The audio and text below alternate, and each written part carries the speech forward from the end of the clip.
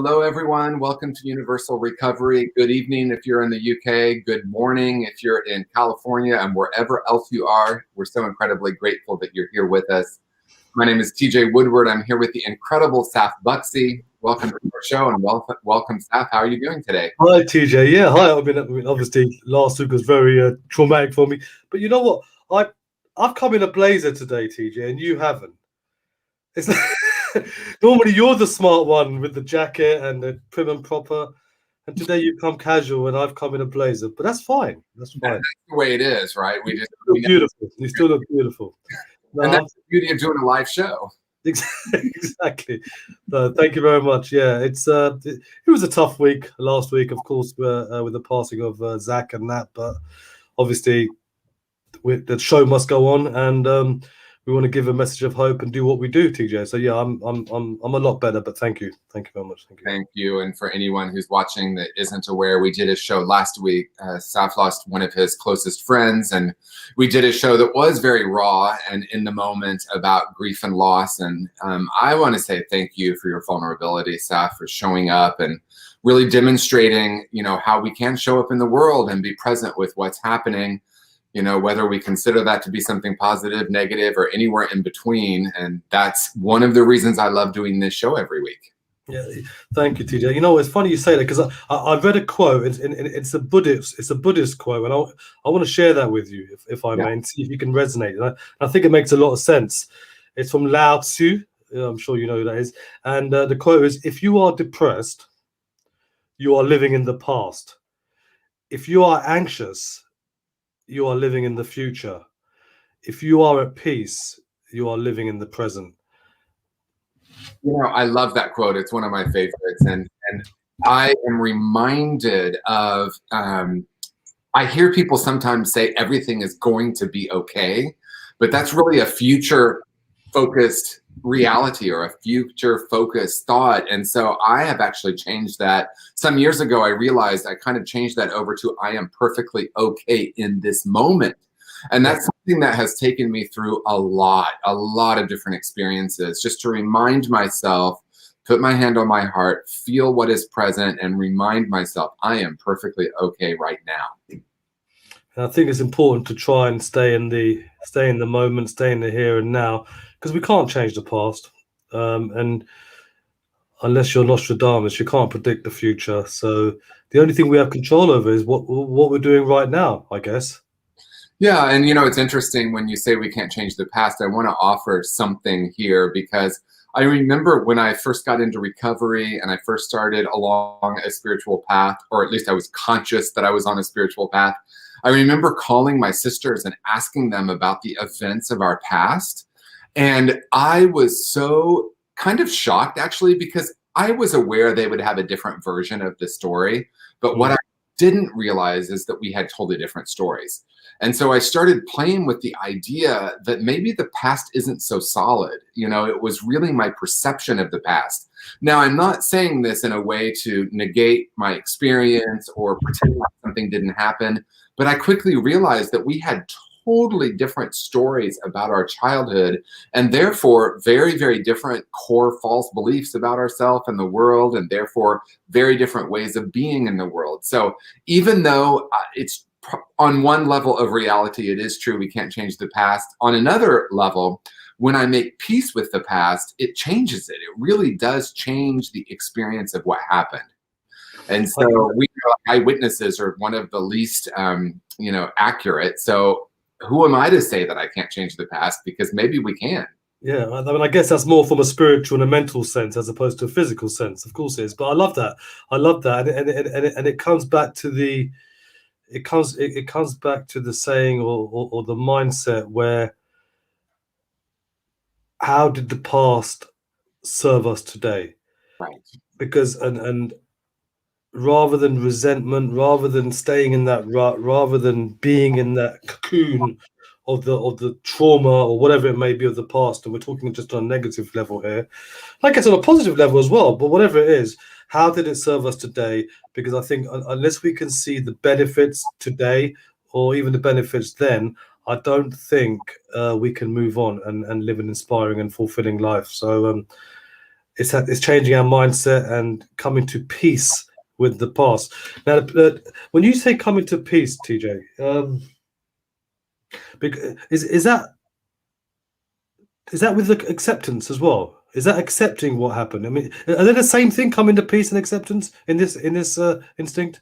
For me, I think language is always limited, right? And at some point, I shifted the conversation from forgiveness to making peace. And the funny thing about writing a book, even Conscious Recovery, which I know we're talking about today, when I wrote that book, I think I was still using forgiveness. And there was a light bulb moment that I had where I realized that forgiveness, at least for the most part in our culture, is still deeply entrenched in good, bad, right, wrong paradigm. And I know you and I love having that conversation about oneness and duality. And so I realized at some point, working with clients specifically, where it was difficult for people to move on from something from the past. And they were on some level thinking, oh, I have to forgive this person, or I have to forgive myself. And when I started shifting it to, is it possible to have peace regardless of what happened? And then, as you said, it's interesting because it's nuanced, right? I think it is important to realize some of the most painful experiences of my life have become the most useful. I had sexual trauma in my past. I've had all kinds of different traumatic experiences. And as painful as they were, they have become part of making me who I am in terms of being able to work with people. The key, and I think we talked about this last week, Sam, is we don't want to do a bypass where it's like, oh, everything's fine. That was great. Let me look for the good in it. I think it's that and. Yes, this and, not this or. And I guess that sort of sums up conscious recovery. It's not this or, it's this and. It's an addition to what other modalities are out there. I mean, I've been reading your book, and guys, if you haven't read Conscious Recovery, please get it. Conscious Recovery by TJ himself, TJ Woodward. It's an incredible book, and I don't think it just. I mean, okay, the main focus of the book and the reason behind it is addiction. Of course, it is, but I think you can apply that in everything in life. It's a book of life. It's a life-changing book. That's what it is. So I definitely encourage you to get it. I mean, I've got it on my phone, so it's with me wherever I go. But we wanted to talk a bit about conscious recovery today, and I guess we always talk a little bit about it every week. But I want to. What is conscious recovery? I mean, I think I'll let you take the lead on this, TJ, because this is your project, this is your creation, this is your philosophy, and you're the best. Even though I'm learning a lot, and the more I read and the more courses I do of yours, and the more we engage with each other, I will get there for sure, because I absolutely love it. But over to you when it comes to conscious recovery, for sure. Well, thank you. And I really appreciate your kind words, Saf. I think I can answer it in two different ways. One, I want to start with what the foundational principle of conscious recovery is, and that is underneath all addictive behavior is an essential self that is whole and perfect. This came from my own recovery and working in the addiction treatment field, where I realized there was such a strong focus on brokenness. What's wrong with the person? We diagnose and treat. In some recovery circles, we look at character defects. What's wrong with me? I'm selfish. And I think that all has a place. And so again, this is not this or that, but in addition to that, what if there is a place within us that's unharmable, right? And that became the foundational principle. Because for me, what I realized is I couldn't do some of the deeper healing work that is required. To me, what's required to be in long-term recovery, and I don't know what long-term is. I used to think it was 5 years, and then I got 5 years sober, and then I thought it was 10 years, and I got 10 years sober, and suddenly it's like, I don't even know what long-term recovery means. But what I do know in my own experience is the underlying deeper root causes of addiction must be addressed in order to maintain or to achieve sobriety.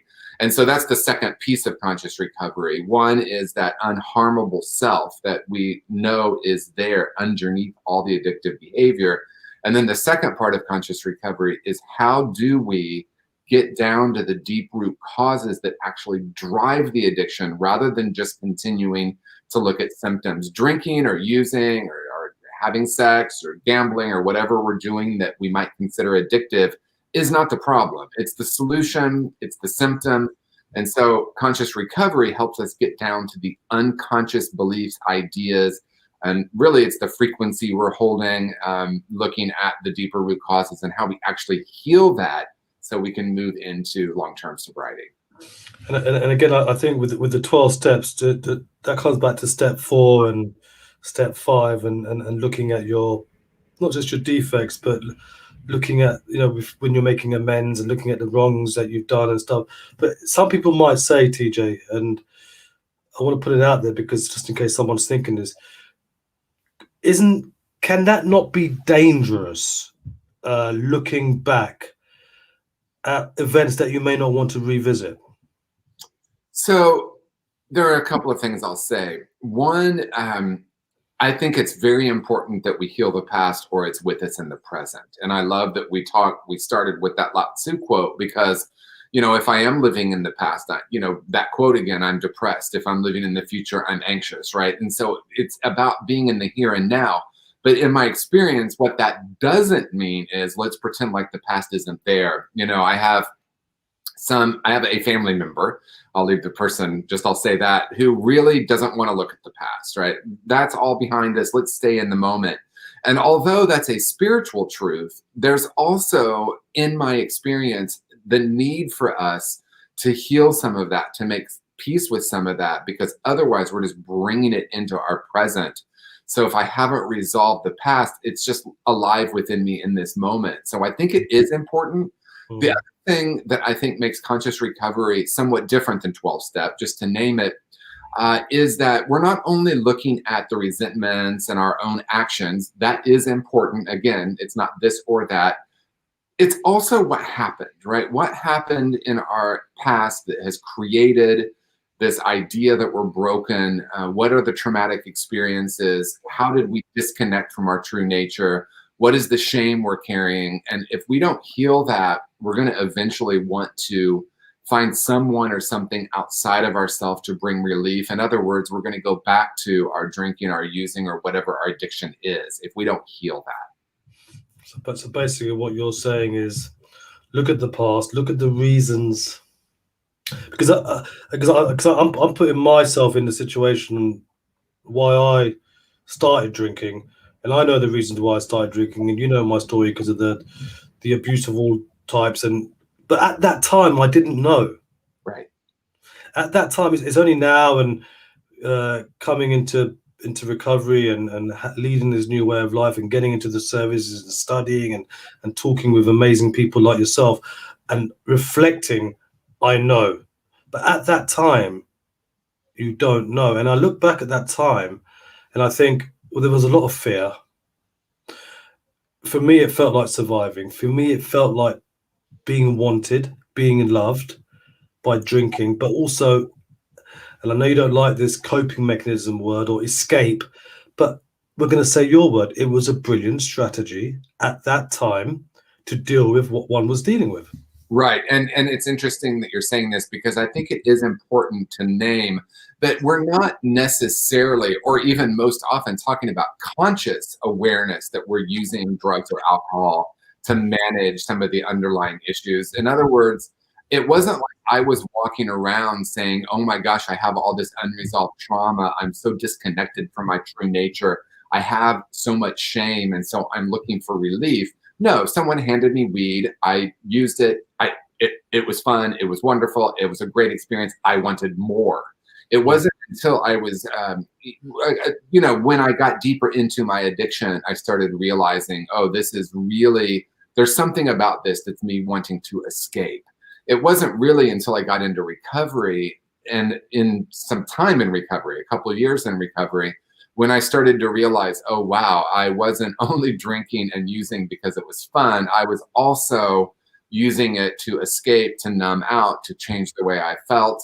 And so, yes, it's true. It is a coping mechanism, but I have changed that language to brilliant strategy. And the reason is I think it is easy for us to go into what's wrong about addiction. And if we do that, then we bring more shame to the person. And so if we start to frame it as, okay, so was it once brilliant? Yeah, I mean, it was brilliant. When I was 13, 14, 15, 16, drugs and alcohol were brilliant. They helped save my life. And then, of course, it started causing problems, and then it was no longer serving me. So I think taking the shame out of the addiction is a really important step. I think you say an important point. I mean, obviously, Dr. Gabor Mate says it all the time, and even a guy that I know very well, Dr. John DiMartini, who's not an addict per se, but the first questions that they ask is, "What's good about it?" Yeah. And then people look at them and say, "Well, nothing. Nothing's good about it." Well, they've got to, well, there must be something good about it for you to do it. But what they're not actually asking what are the benefits about it. They're asking, why did you do it? Why do you think you did it? What did it do for you? And here we come as it was a brilliant strategy. Brilliant strategy to what? And that's when you start exploring the reasons. You know, I'm reminded of my good friend, Dr. Christine Pappas. She facilitated a group. When I first met her, I brought her into a treatment program I was working at and asked her to facilitate a group. And her specialty is eating disorder. And I had some experience working with people with eating disorders. And on some level, each addiction is unique, but on another level, it's all the same experience. And her check-in question with the clients was so powerful. It just shot right through me. She said, for check-in, I want you to tell me, what are you hungry for? And in the framework of eating disorder, I was like, oh my gosh, that question is so deep when I sit with it. I was hungry for connection. I was hungry for love. Like you said, Saf, I was hungry to feel whole again. And I was trying to get that outside of myself, and I found it, right? Drugs brought that to me. Alcohol brought that to me. Ecstasy certainly brought that to me. And so I started chasing that. And of course, there's nothing inherently wrong with searching outside of ourselves for that sense of love and connection. The issue is it really doesn't permanently work, right? Because the outer world is always coming and going. Relationships come and go. Jobs come and go. Places we live come and go. And so when we connect with or reconnect with our true nature, then we're no longer trying to find love outside of ourselves. We're connecting with the love that we are. And that's a really different way of being here on planet Earth, quite frankly. And we talk about it week in, week out. It's all about connection. It's all about connection. Because why else would someone... Okay, let me ask you another question then. Because there's people out there who take a drink now and again. There's people out there who might have the odd spliff. They might have a couple of lines once in a while. Are they disconnected? You know, it's interesting. As you were talking, I was hearkening back to sometime in the 80s.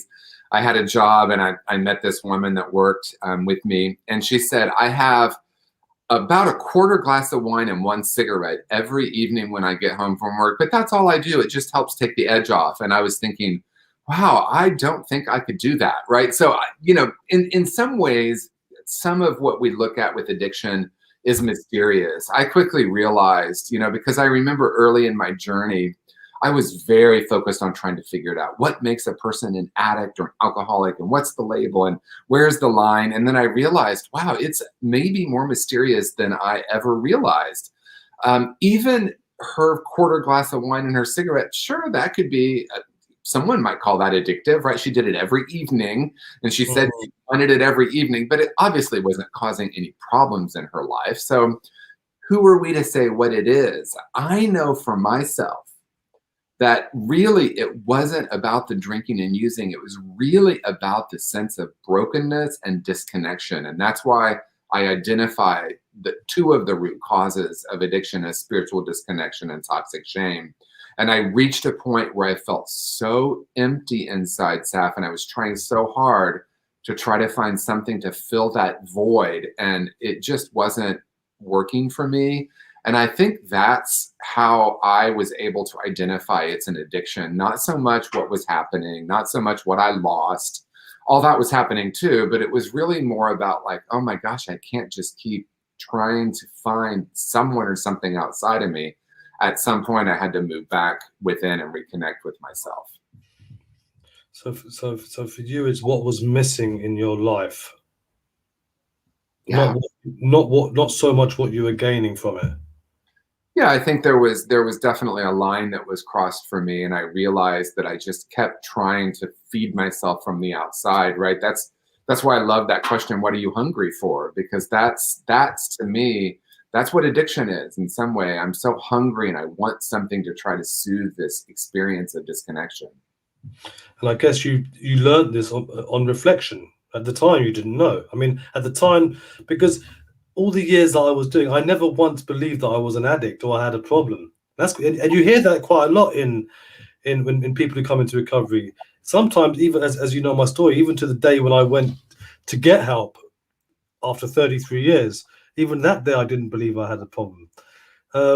Which is quite strange after in my case, all the destruction that I caused, and not just to my own health and my own family, but to everyone around me.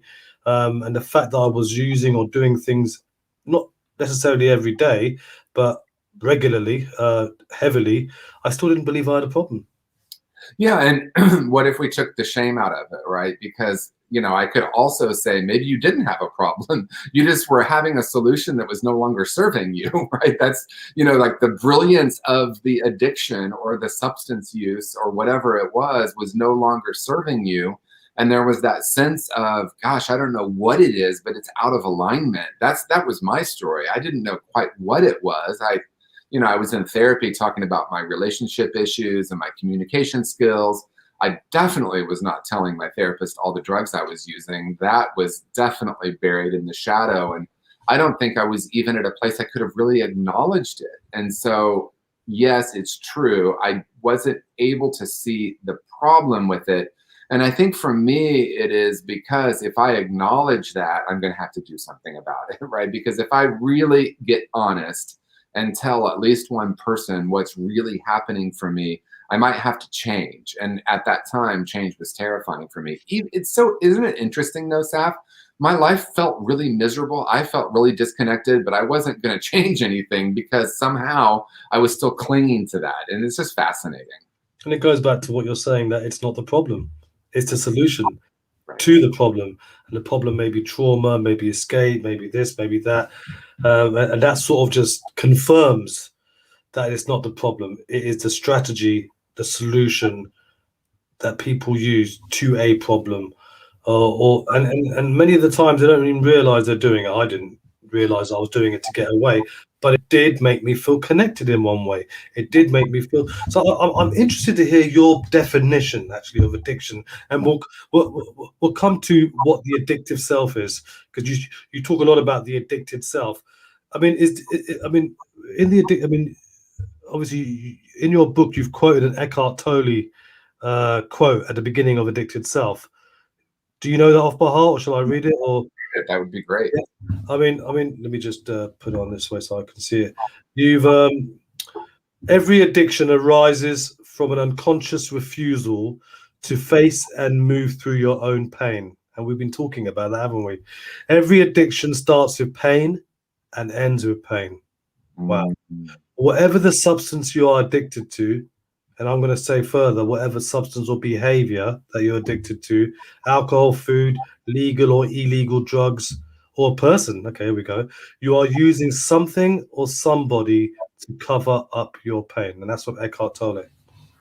Well, Eckhart Tolle is one wise man, so I lean into that, and that's definitely my experience, right? It really is on some level about escaping from or changing that pain. Eckhart Tolle in his book, A New Earth, talks about the pain body, and what he's talking about is that wounded self. And so many of us believe that's who we are. And honestly, I think that's why people struggle, I'll use the word struggle, with healing their addiction, because if I believe I am my wounds, they're really hard to look at, right? So if I start to acknowledge, as Eckhart Tolle so brilliantly says, I'm using this to manage the pain. And if I take the good and bad out of it, because in conscious recovery, one of the 5 principles, one of them is addiction itself is not the problem. It's a strategy that has lost its effectiveness. In other words, it's not a strategy that's bad or wrong. It's just no longer working the way it once did. And the bottom, another way to say it is, if it's all just fun, we don't call it an addiction. If it's still working, we just call it fun. We don't call it an addiction. It's not until it starts to cause some sort of problem, or internally it's just no longer working. It's no longer an effective strategy.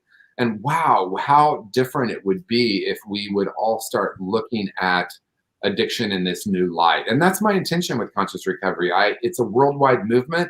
I would love to see it in every treatment program in the world. Why not have that as the big vision? Because I think it's time for a new paradigm. And that new paradigm is not staying in that shame and brokenness paradigm, but moving into this other possibility. And you're saying you want to see it around, and I want to see it around, and I want to help you if I can in some way to get it at least in the UK. But how do you approach it with people who've just come into recovery or people who are still in active addiction? I mean, for example, in the fellowships and the 12 steps, I believe most of the fellowships, not all of them, insist that you are abstinent before you come in. I guess that's not the case with conscious recovery, or is that something? Is that a caveat before you start the conscious recovery program?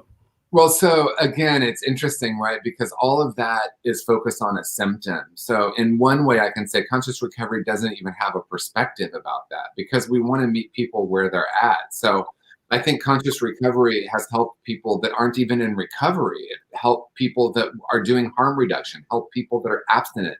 My personal path is abstinence. That is what has worked for me. I know we've talked about this in another show. I love my life. I don't want to medicate that. So I love a life now. I have so much more love and connection in my life. So it's not really, conscious recovery isn't intended to have a point of view about that. It's intended to be a resource for someone to actually start exploring how they can heal the deeper root causes of their addiction and return to their own wholeness. So it's not a support group. It is really a book, a workbook, online experiences, and also at treatment programs, something that can assist someone in what the work they're already doing. So it's not an alternative to anything. It's an addition to whatever someone's doing. And it can be done in groups and individually, I'm assuming. Right.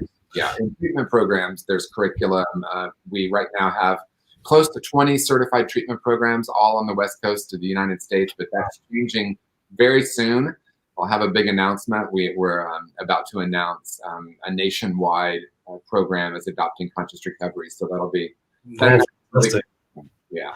Fantastic. I've got a few messages. We've actually been talking, we've been going in depth, and I've ignored the messages. Debbie Garcia, my favorite guys. I thought I was the only one, TJ, but evidently not. Mess of messages. And this is from a YouTube message somehow, I believe. Hello, I'm watching from London. Hi, mess of messages, or if you do have a name, we'd love to say hi to you. Please reveal yourself. Angel, welcome back. We miss you.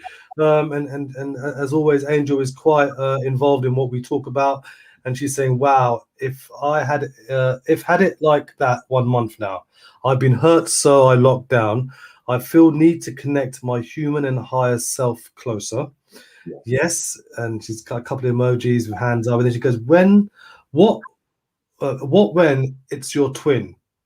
So by hurting me, it's like he hurt himself too. Do you understand that question? Do you understand that? I'll ask Angel to try and... Yeah, let's ask for Angel for more clarification. But I love what Angel's talking about with the merging, and I don't remember what word she used, but this idea that our higher self and our human self can become one. You know, we've in my first book, Conscious Being, I lay out 4 different levels of consciousness or conscious awareness, and basically we have been now, you know, for hundreds of years or longer, we've been recognizing that we're actually spiritual beings having a human experience. Mm-hmm. I'm shifting that, as many of us are, to spiritual beings having spiritual experiences. In other words, what Angel's pointing to is, let's recognize that there's oneness. In other words, all those parts of myself that I called human are actually spiritual. It's all a spiritual experience. My friend Michael Beckwith says it this way. He says, we're not spiritual beings having a human experience. We're spiritual beings having a human incarnation. In other words, we are spiritual beings and we're here on planet Earth to actually blend those, right? So I don't need to reject any parts of myself. And I think that we've been swimming in duality for so long that we often believe we have a spiritual self and a human self. What if it's truly all one? And I think that's what Angel's saying. Like, we're in a place where we're merging those. And the truth is they're already merged, but we're recognizing our own internal oneness now. And she actually uses the word connect, which is obviously the same thing. She's gone on to say from the last question, which we weren't 100% sure where she was getting at. She's saying, my twin flame hurt me, so he is also hurting himself, as we are one soul in two bodies. Yes. So she's talking about a spiritual. Yeah. So there was a moment, and this will tell you how long it was. I was on a treadmill with a Walkman, so that's how long ago it was. Walkman, right? 80s. We're talking 80s. It might have been 90s. It was early 90s. I was on the treadmill and I was listening to my now friend Marianne Williamson, and she said, we tend to focus on finding our soulmate. What if every person on the planet is our soulmate? And there was something about her saying that, it just shot right through me, because I was like, oh yeah, we're all one. We are all one. And really understanding that more than a mental concept is profound, because we are starting to point to, even scientifically, a recognition that we're all part of one field. The mystics have been saying it for centuries. Now science is starting to catch up with this recognition that we're actually not separate. We're really not separate. We're all different particles of one energy. I think that's the Big Bang. We all came from one source and we're all particles of that. So if I know that very, very deeply, then I'm no longer looking for that one person that's my soulmate. Now, we do encounter people on our path that just feel like, oh my gosh, I feel like I've come home when I meet you. So being harmed in that, for whatever reason, is a part of this experience. And that might change for us as our consciousness evolves. But at this point, it does seem like we have heartbreaking experiences. The way I say it is, we all have heartbreaking experiences. The question is, are we going to let it break our heart open? Right? Because sometimes, and I'm speaking for me, I would sometimes feel heartbroken and then close my heart, which is a natural response in a lot of ways. But can I stay open? And as Saf, you said it earlier, recognize that the experiences of my past can actually serve me, rather than having it as a reason to close off. And we're not saying it was right or wrong, for that matter. Right. We're just saying just recognize it, address it, acknowledge it, for however long it takes for you to actually come out of it. Because sometimes you've got to be in it again to come out of it. If we ignore it and live in this one-sided fantasy, like everything's great, when you haven't actually addressed it or worked with it or whatever you may do with it, it will always be there. Right. And that's the interesting, I think, paradox, because I think, a lot of people in spiritual circles, absolutely, I did this for a long time. We just wanted to move to everything is great. I'm grateful for everything. There's a benefit in this. There's a life lesson in this. And even though that's true on one level, there's also, as Saf is saying, there's also, and this hurts, and I want to heal this, and I want to feel this, and I want to make peace with this, so that I can move into the maybe greater reality, but even that's a construct, right? But this other reality of, oh my gosh, as painful as it was, it became a part of my healing, a part of my, and I think that's, for whatever reason, we come to planet Earth and we have these experiences of loss, of connection, of disconnection. And for some reason, we are here to explore that and to be with this experience that we call the human experience. Human experience, yeah. And Angel's saying, thank you. It made me stop working. Yesterday, I start healing work again. Yeah. Okay, so and that's an important point as well. When someone comes into recovery, why do they stop doing what they were doing that keeps them whatever their goal is, whether it's controlled drinking or controlled whatever, or whether it's abstinence. Why do so many people relapse? Why do some people stop doing what they're doing when evidently it's working? Is it back to the disconnection again? For me, I mean, I think there's not one way to answer it, right? There are many reasons someone might relapse. I have an experience, which is not just a belief, but an experience that if we don't heal the underlying issues that were actually driving the addiction, we're going to go back to it eventually. That's just been my experience.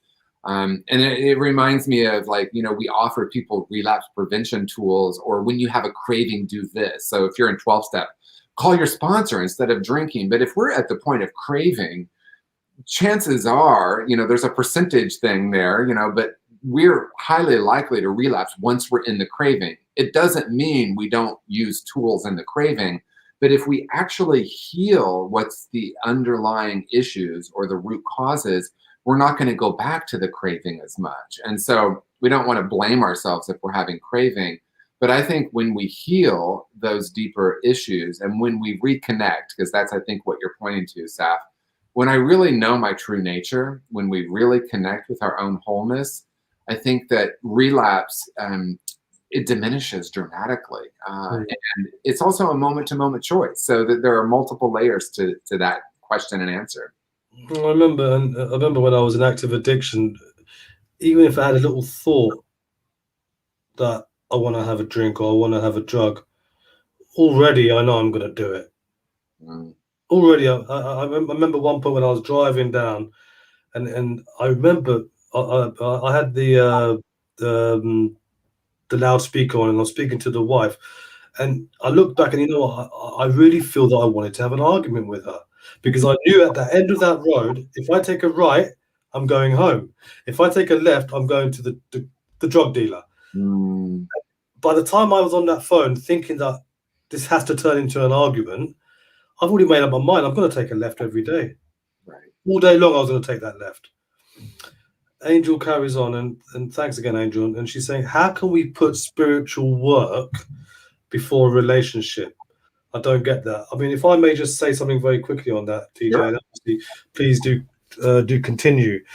I guess when I came into recovery myself, Angel, and again, this is my experience, and not only from the 12 steps and other modalities that I was involved with, including other smart groups and other recovery groups. The one thing that came out to me was put yourself first, put your recovery first, focus on yourself, whether that's doing the conscious recovery way, which I wish I knew then, or whatever it is. Put your recovery first. Otherwise, everything else around you may or may not be there. Is that what? Because if spiritual work is putting, if you're addressing and if you're applying spiritual work within your recovery before your relationship, that's putting yourself first, right?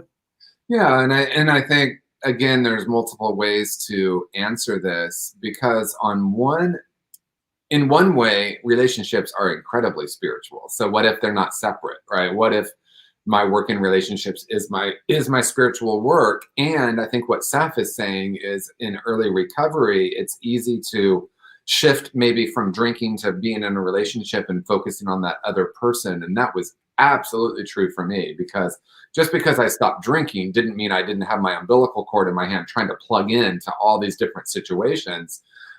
And what if we don't look at it through the lens of what's wrong or right, but like, is it effective for me to focus on the relationship right now? Or is it even more important for me to focus on my spiritual journey? And then I have something to offer the relationship instead of something to try to get from the relationship. So I don't think it's an either or. I think it's, I do my spiritual work. I recognize if I'm having attachments in relationships.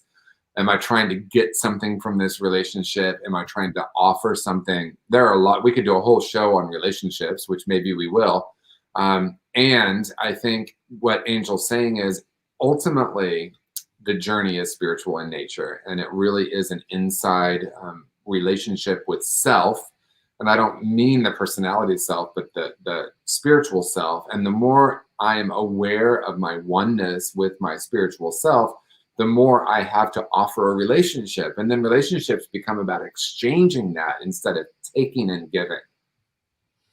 So I really want to talk about this program that I might be doing in the future, but I don't want to say anything because it's not happening. But and again, it's about relationships and about love and different things in recovery. So I'm not going to say anything about it, but it's going to be fascinating if it comes through. Kimberly, hi Kimberly. She's saying, "Oh dang, I just got home. I had to go to the store. I forgot about this. I need this deeply." Well, look, I mean, this is going to be on Conscious Recovery page, my Facebook pages, the Spirituality Gone Wild page. I'll keep on posting. Of course, you can check it out on YouTube as well. So please, please, please. And I know you will, but go back to it. Angel's saying, "Seek of fame, he put first." So maybe this is about someone else she's talking about, is it? I'm trying to comprehend. Say it again, what she said. Seek of fame, he put first. Yeah. I think she's talking about someone else. Yes, absolutely. Yeah. And that's, you know, where the ego, let's put it this way, the pull toward living from ego is very seductive. That's why social media is what it is. That's why, you know, news programs now are becoming more sensationalized, right? Breaking news, breaking news, breaking news, right? And that's, and part of that, I think that would be a fun show to do, Saf, like the impact of reality TV on consciousness, because wow, could we talk about that? But this idea of seeking fame and seeking notoriety and seeking attention or followers or likes, I mean, that's a very big part of our culture now.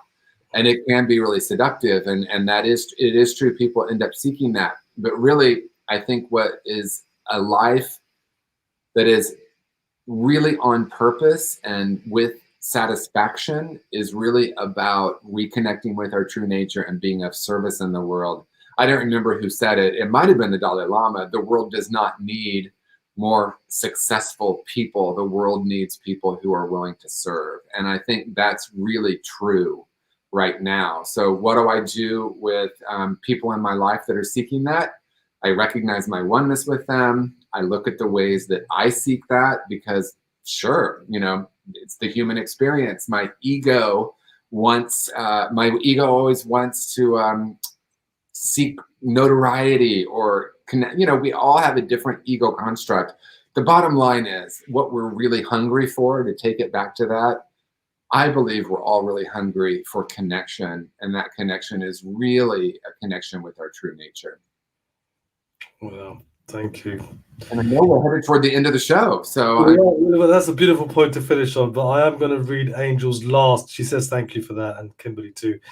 Angel's last comment is, "I just need to focus on me and believe and be true to who I am." And that's exactly that. So thanks, TJ. Oh, God, today's been one of the quickest shows, actually. Even last week was quick, to be fair, but every week it just flies by. But thank you very much, TJ. Yeah, and I want to offer Angel something too, because I was hearkening back to my first spiritual teacher, Mary Helen, because I was so, I remember this time I was struggling with all these different relationships, and she offered me a very simple spiritual practice to do every night before I went to sleep. And that was, imagine a cord, and for me it was light, connecting with every relationship in my life.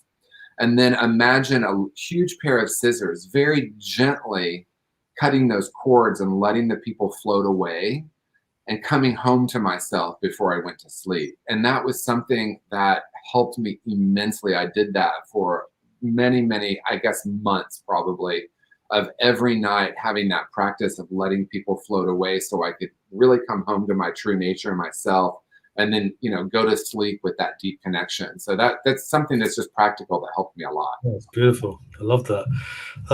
Kimberly said a couple of things, and I think one you might understand. First, she goes, "Love you both, appreciate you so very much." And she goes, "Reply with a heart. TJ, Sunday service was great." Oh, thank you. Yeah, I spoke at Agape Bay Area, virtually, of course, but this past Sunday, and thank you for that. Thank you. So yeah, she loved that, and she goes, "Oh yes, I can do that." So this is Angel the cord thing you just talked about. So, and thank you so much. Thanks, guys. Wow. Thank you very much. Thanks, TJ, as always. Great show. Great show. And I think something tells me I want to talk about relationships next week. Perfect. I don't know if 45 minutes is going to be enough for that, but we'll try and get it in. But thanks, TJ. Thanks, guys, for watching. Mess of Messages. I want to know who you are, but thank you. Thank you, Mess of Messages, whoever you are. Thanks, guys, for watching. It's been myself and TJ, Universal Recovery, back again, of course, next Tuesday, usual time. You can see me this Thursday, 8 p.m. UK, and, of course, Saturday and Sunday. Am I still doing it? Feel Good Factor TV, Sky TV. We've got a prime time on Monday, but I'll tell you about that next time. I just need to confirm that. But I'm Saf, this is TJ, and we are Universal Recovery. So until next time, see you later. I'm trying to get everything sorted here, TJ. See you later. Thank you, everyone.